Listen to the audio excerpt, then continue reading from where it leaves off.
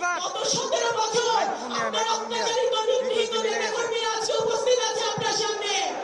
আজকে একটি কথা বলতে চাই, দল মত ধর্ম বর্ণ নির্বিশেষে পদ্মার এবারে ফরিদপুর বিভাগের মানুষ আজকে আপনার কথা শোনার জন্য উদ্গ্রীব। আপনি ছাত্র সমাজ, যুব সমাজ, এই অঞ্চলের নারী সমাজ, এই অঞ্চলের মুক্তিযোদ্ধারা যারা বসে আছে আমার ডান পাশে, তাদের জন্য আপনি আজকে কথা বলে যাবেন। আজকে আমি বলতে চাই, পদ্মা নদীর তীরে আপনি নতুন পরিকল্পিত শহর করবেন। আপনি প্রত্যেকটা জেলায় ক্রীড়া সুবিধার পুনর্বিকাশ করবেন। যুবকদের জন্য কারিগরি শিক্ষার ব্যবস্থা করবেন। ফরিদপুরে গ্যাস পাইপলাইন সম্প্রসারণ এবং সবার দাবি ফরিদপুর বিভাগ করতে হবে।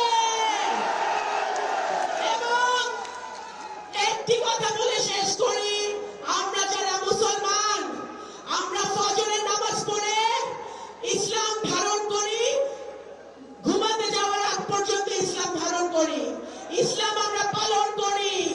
ইসলাম পালন করার বিষয়, পালন করার ধর্ম, ইসলাম বিক্রি করার ধর্ম না।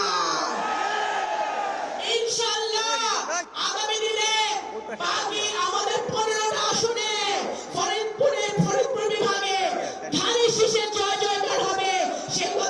সেই দোয়া ব্যক্ত করে আমি আমার বক্তব্য শেষ করছি। বাংলাদেশ জাতীয়তাবাদী দল জিন্দাবাদ। শহীদ জিয়া অমর হোক, মরহুমা বেগম খালেদা জিয়া অমর হোক।